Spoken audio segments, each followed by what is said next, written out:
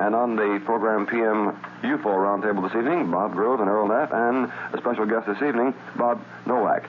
Bob, what have you determined in your own mind is behind the propulsion of flying saucers, if they exist? Well, if they exist, and we'll put that qualified if, it all depends on one thing. Now, we're talking about magnetic fields.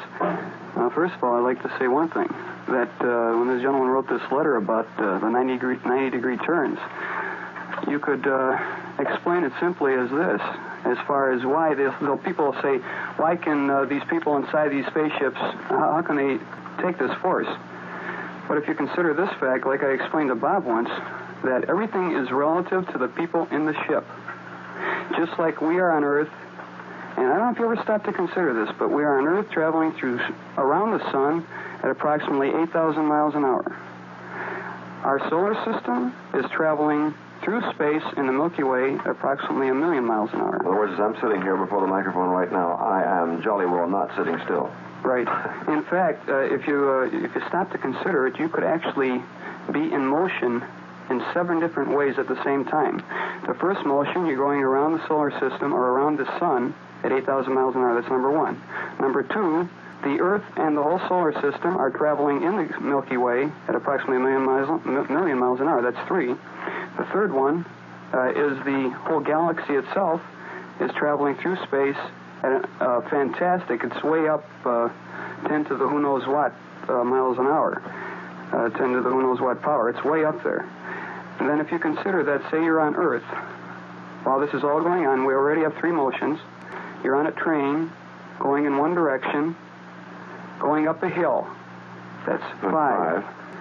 And going up a hill, that's 6, because you're at a train going in a direction, and then you're going up a hill, that's 6, and you're walking backward down the corridor of the train. That's 7 different motions at the same time. I think you sneaked an extra one in there, but I'll give you the benefit of the doubt. but anyway, everything is relative, actually. Like I say, you're on Earth, you don't feel the motion.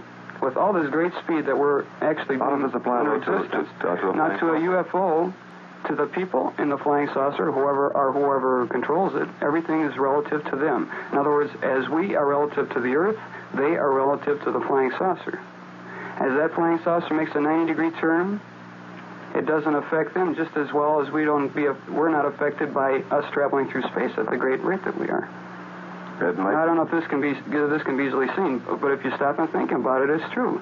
You can consider the flying saucer as its own little Earth, with its own gravitational field, and it's traveling through space. All of a sudden, it makes a sharp turn. Well, everybody inside. Let me interrupt a second. Could it be like, for example, you've seen these little balloons that they sell to children? It'll be a balloon inside of a balloon. Inside of that balloon, they'll have a little picture of Mickey Mouse, maybe. Is this like the Mickey Mouse inside that balloon would be like the spaceship inside this gravitational field that it's creating? Right, right. You could look at it that way. So basically, that's it. As you are to the Earth, somebody is to this ship. What creates this gravitational field? Well, as far as this creation of the gravitational field, it could be one of many things. Now, one possible theory was, and this is proposed by a few scientists, I've read this before, that like that principle that I told you, that you could take a vacuum chamber, and it's possible, this has been done in a laboratory. You have 2 huge magnets with a terrific coulombs of energy passing through them. You have a little metal object in there, and it will suspend itself in midair. Now, if this was applied in reverse onto the ship itself, it could be deflecting the Earth's magnetic attraction. Now, one thing that's more or less possible proof of why these ships work on magnetic attraction, and it would be specifically of the Earth and not another planet, is this, that I don't know if you noticed or not, but the recent reports on any flying saucers around this area, most of them will be in Akron. There's a reason for this, because why is that? Yeah. Near Akron, or well, not far away from Akron anyway, I don't know the exact mileage, but a geophysicist or somebody on that line could probably tell you that there is a magnetic fault running through the Earth at pretty close to Akron, or in that area anyway. And magnetic faults are lines of specific intensity, a little bit greater intensity than other places. In other words, like the, latitude or longitude running from the north to the south? Longitude. Well, you could consider those like the longitudinal lines, only they're not really. But they run from north to south And as you pass to this point, or to this line, you are going to a point of greater magnetic attraction. And this has been picked up by satellites recently, and it's data. And you go to one magnetic, you can see by instrumentation, you have a greater magnetic attraction as you approach this line. As you go away from it, it fades out. You go to the next line, it comes in again. It increases. Well, actually, this whole thing of creating its own gravitational field around it may seem completely far-fetched and everything, because this is like a mode of transportation carrying its own mode of transportation. But yet, there was the day when everything was done by oneself. Transportation was done by something living, an animal of some kind, when it looked completely ridiculous to ever think of a machine that would actually move without a human being pulling it. Automobile. Ridiculous. Well, let's see if we can get a couple more questions here now from listeners who are calling in. What's your question, please? You have in front of you a book, and it relates to our discussion a moment ago about the censorship of the Air Force. Go ahead. And you'd like to ask Mr. Novak this question, right? The book was written by Edward Ruppel, the former head of the what? Of the Air Force Project on Flying Saucers. You say you feel the Air Force has clamped down quite a bit on the information about flying saucers. All right, go ahead, sir. Why is this book allowed? Oh, well, what does the book say? Let me ask you that first. The book is entitled A Report on Unidentified Flying Objects. Well, does it just say that, in essence, take 300 pages to say they don't exist? It takes 300 pages to tell what the Air Force has done. Are you familiar with this book, Bob? Is anybody familiar with it? Yes. I've glanced through it. I haven't read it thoroughly, though. Bob, have you read through it? Yes, that's one of the latest I read. What does it say, basically? Well, basically, the idea, the format of the book, almost in its entirety, approximately 98% of the book, I'd say, builds up the Air Force investigation of UFO through the entire history of UFO as actually observed by the Air Force formally. And then this was his first book. He, by the way, was head of the Project Blue Book. He has now passed away about 3 or 4 years ago, right? That's right. And the interesting part about it, in his first edition, he merely presents all the facts concerning what the UFO investigation, the fruit it has borne, without coming to conclusions, and says, and leads the reader to believe all through it that definitely something must be there. It's very interesting, the information he's presented.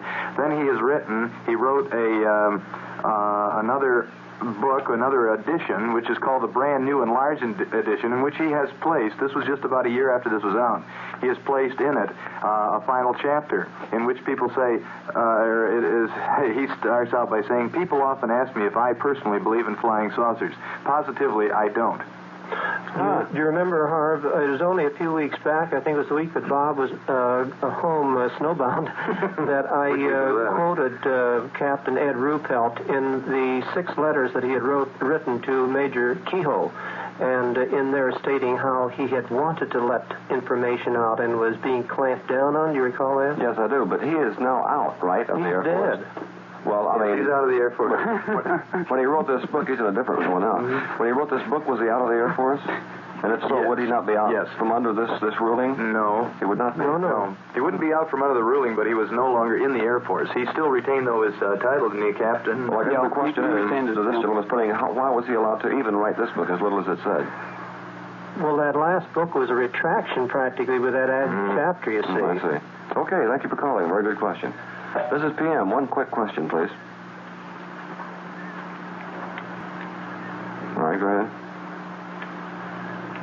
What about the possible use of iron plasma as a source of propulsion? Possible? Possible. Yes, iron and some of the other dense materials yielding a high ion concentration. Iron, lithium, cadmium. Yeah, there are a number of these that can do that. It's a possibility, iron. No one has checked it out to find if... Well, as far as a possible propulsion system, it is definitely possible, and it is proven, and the NESA is presently working on such material. In fact, they have an atomic powered generation type of ion propulsion. They have a small atomic pile, basically, real quickly. It's a small atomic pile. It produces steam to drive a turbine, which drives an electric generator, which produces your ions. Now, this is through a complicated process, and we don't have time to do it right now to explain it. But like I say, it is possible. I've read into this extensively, and I know the theory behind it, and it does work. I mean, they have it proven, definitely. And they are going to use this on long-distance trips, for instance, like to Mars. The only thing they're running into problems with is cooling the atomic reactor. Out in space, cooling is a difficult problem.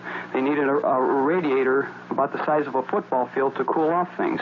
And the problem they run into here is that meteorites, because of such a size of radiator, can penetrate, and they're trying to find a material that is light enough and yet able to withstand this meteoric punctures. The amazing world we're living in. Goodness gracious. We could just project our... Thank you very much for calling. I was just projecting my mind back as you were talking, just to the end of the last century, you know, when things like automobiles were just coming along. And this has been a fantastic 50, 60 years. Pardon me. Yes, sir. I was just going to say, we never got around to thanking all these people who have written this week. Ms. Walter Phil and Quentin Seeley and William Deal, and... I'll tell you, next week maybe we'll take a special little extra time and answer a bunch of these letters that have been coming in. And don't forget a reminder also to you that the UFO Report Center, people are always asking, where should I report if I see anything resembling an unidentified flying object? The number is 234-0861 for the UFO Report Center, 234-0861. Now, speaking of outer space, or at least up there in the air somewhere, here's something that I think sort of pertains, because it's definitely up there in the air.